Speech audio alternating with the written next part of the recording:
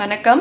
நாம் இந்த வீடியோவில் பச்சைப்பயிறு சாலட் ஸ்ப்ரவுட்ஸ், அதாவது முளைக்கட்டிய பச்சைப்பயிறு சாலட் எப்படி செய்கிறது அப்படின்னு பார்ப்போம். இப்போ இந்த பச்சைப்பயிரை வந்துட்டு நம்ம ஒரு 8 மணி நேரம் வரைக்கும் தண்ணியில் நல்லா ஊற வைக்கணும். இதை ஊற வச்சுட்டு அதுக்கப்புறம் நாம் வந்து ஒரு துணியில் இதை கட்டினா அது வந்து முளை கட்டிடும். ஸோ இப்போ நான் வந்து ஃபஸ்ட்டு இதை ஊற வச்சுருக்கேன். அதுக்கு அடுத்து வந்துட்டு அதை முளை கட்டினதுக்கப்புறம் நம்ம சாலட் எப்படி செய்கிறது அப்படின்னு பார்ப்போம். பச்சைப்பயிறு வந்து ஊறிடுச்சு. இப்போ இந்த மாதிரி ஒரு துணி எடுத்துக்கோங்க, நல்லா அலசி நல்லா க்ளீனாக வச்சுக்கோங்க. இப்போ இந்த பச்சைப்பயிரை நம்ம இதில் போட்டு நல்லா மூட்டை மாதிரி கட்டி வச்சிடலாம்.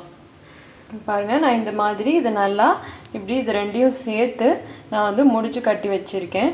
இப்போ இது வந்துட்டு நம்ம ஒரு பாத்திரத்தில் அப்படியே கமுத்தி வச்சிடலாம்.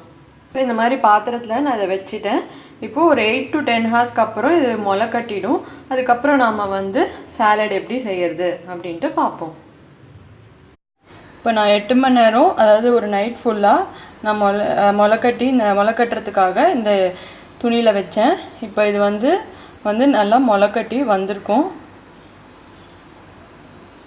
இங்கே பாருங்கள், இப்போ வந்து எல்லாமே வந்துட்டு நல்லா முளை கட்டிடுச்சு. இப்போ நீங்கள் வந்து இதை ப்ரோட்டீன் போடுற மாதிரி அரைக்கணும் அப்படின்னா இந்த முளை கட்டின பயிரை வெயிலில் காய வச்சு நீங்கள் அரைச்சி பாலில் கலந்து நீங்கள் சாப்பிட்டுக்கலாம். இப்போ நம்ம வந்து சாலட் எப்படி செய்யறது அப்படின்னு பார்ப்போம்.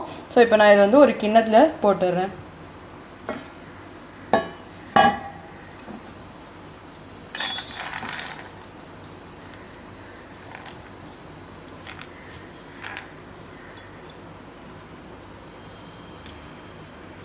இப்போ இந்த முளைக்கட்டிய பயிர் வந்துட்டு நம்ம சாப்பிட்றதுனால நம்மளோட ரத்த ஓட்டம், அதாவது பிளட் சர்க்குலேஷன் வந்து ரொம்பவுமே சீராகும். அதனால நம்ம சிவப்பு ரத்த அணுக்களும் சரி, ஒயிட் பிளட் கார்பஸஸ் அதாவது வெள்ளை ரத்த அணுக்களும் சரி, ரெண்டுமே வந்து நம்ம அதோட சரியான அளவில் வந்துட்டு நம்ம உடல்ல இருக்கும். மேலும் வந்துட்டு இந்த பயிரில் வந்து அதிகமாக ஒமேகா 3 ஃபேட்டி ஆசிட்ஸ் வந்துட்டு இருக்கு. ஸோ இப்போ நான் இந்த முளைக்கட்டிய பயிரோட நான் வந்து பொடி பொடியாக ஒரு வெங்காயம் நறுக்கி எடுத்து வச்சிருக்கேன். இப்போ அந்த வெங்காயத்தை நம்ம இதோட சேர்த்துடலாம்.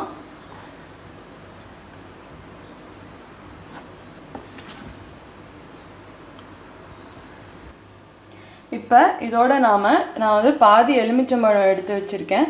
அதோட சாரை வந்து நாம் நல்லா புழிஞ்சு விட்டுடலாம். இதோட நான் வந்து விதையெல்லாம் எடுத்துட்டு அதோட சாரை மட்டும் நாம் இதில் புழிஞ்சிடலாம்.